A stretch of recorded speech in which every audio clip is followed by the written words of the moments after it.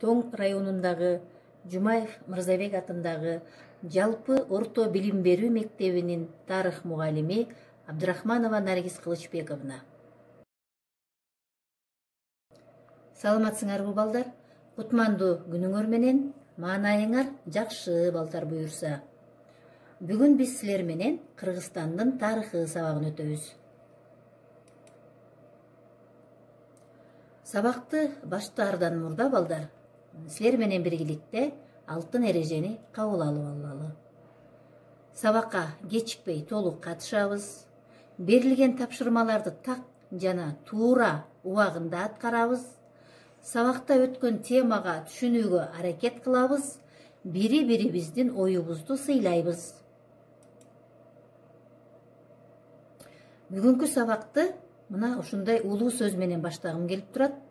Тарыхы болбой эл болбойт, тамыры болбой жер болбойт.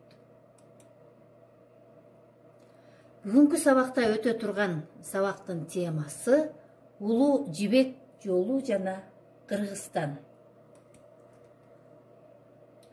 Сабактын максаты Улуу Жибек жолунун ачылышынын натыйжасында чыгыш менен батыштын мамлекеттеринин ортосунда байланыштар жөнүндө билебиз. Улуу Жибек жолунун Кыргызстан аркылуу өтүшү, Улуу Жибек жолунун маанисин билебиз. Улуу Жибек жолунун башаты. Улуу Жибек жолу Кытайдын алдыңкы Азия жана Европа менен байланыштырылган соода кербен жолдорунун жалпы аталышы. Бул жол биздин заманга чейин 2-кылымда пайда болуп, 15-кылымга чейин жашаган. Чыгыш менен батышты байланыштырган жол Орто Азия, анын ичинен Кыргызстан аркылуу өткөн. Бул жол аркылуу башкы товар катары Кытайда өндүрүлгөн жибек эсептелген. Ошондуктан бул жол Улуу Жибек жолу деп аталган. Археологдордун маалыматтарына таянсак, Жибек жолу аталганга чейин, биздин заманга чейин 3000 жылдыкта бул жол аркылуу Памирден Индияга жана Месопотамияга товар катары лазурит ташы ташылгандыктан лазурит жолу деп аталган. Биздин заманга чейин 2000 жылдыкта Байкалдын жээктеринен жана Чыгыш Саяндан Кытайга нефрит ташылгандыктан нефрит жолу деп аталган. Биздин заманга чейин 123-119 жылдары Кытайлардын көчмөн хун ууруларын кыңк эттирбей багындырылышы менен батышка жол ачылган. Бирок ортодо бир нече кылымдар бою жол пайдаланылбай да калган. Улуу Жибек жолунун жандалышы. Биздин заманга чейин 2-кылымда жолдун жандалышына Кытайдын саякатчысы Чжан Сян биздин заманга чейин 138-128 жылдары усундарга жана южечилерге дипломатиялык миссия менен келиши түрткү болгон. Анткени Чжан Сян өзү көргөн жерлерди картага түшүрүп, Кытай менен батыштын байланышын камсыз кыла турган жолдун нугун аныктаган. Чыгыш менен батышты бириктирген Улуу Жибек жолу 2 негизги бутакка бөлүнгөн. Түндүгү Кытайдын түндүк бөлүгүнөн башталып, Памир жана Арал аймактары аркылуу Төмөнкү Волга жана Кара деңиз бассейндерине чейин, түштүгү Орто Азияны аралап өтүп, жакынкы Чыгыш жана Түндүк Индияга чейин жеткен. Биздин замандын башталышынан Орто Азиянын эли эл аралык соодага жигердүү катыша баштаган. Орто Азиянын базарларына Кытайдын жибек кездемелерин, фарфарларын сурашкан. Индия, Ирандан келген асем кооздуктарга, сапаттуу металл буюмдарына, шаймандарына да суроо талаптар көп болгон.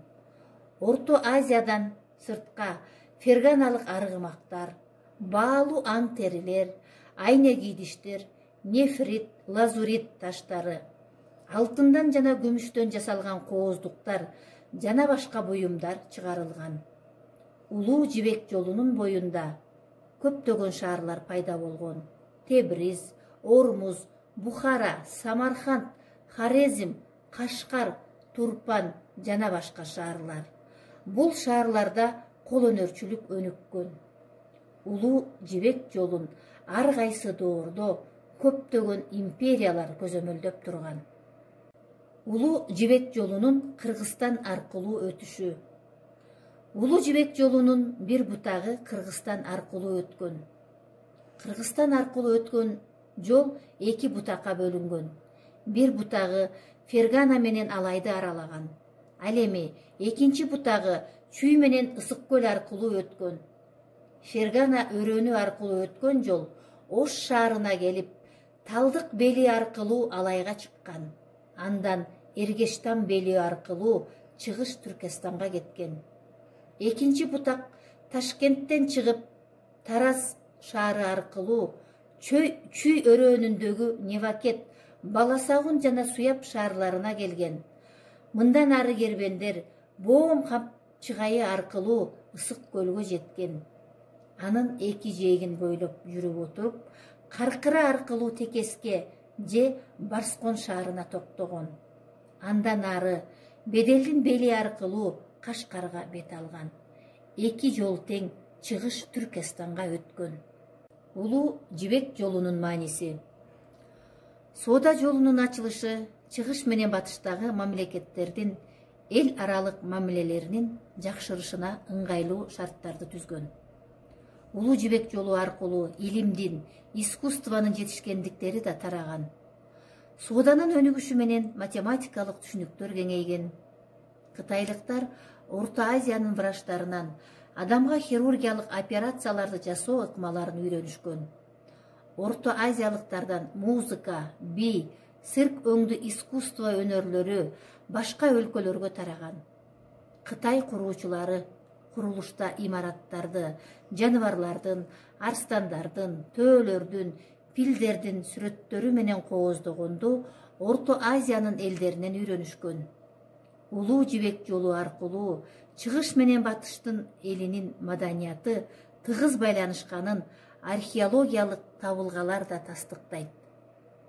15 кылым бою чоң миссия аткарган бул жолдун мааниси 15-кылымда деңиз-океан жолдорунун ачылышы менен төмөндөп бара-бара жоюлган.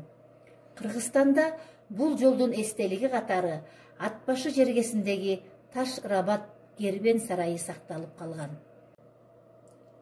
Бүгүнкү жаңы теманы бышыктоо үчүн суроолор. Биринчи, улуу жибек жолу качан жана эмне үчүн пайда болгон? Улуу жибек жолу деп аталышынын себебин түшүндүргүлө. Улуу жибек жолу аркылуу кандай товарлар соодаланган? Эмне себептен улуу жибек жолу жашоосун токтоткон? Азаматсыңар балдар, жакшы жооп бердиңер.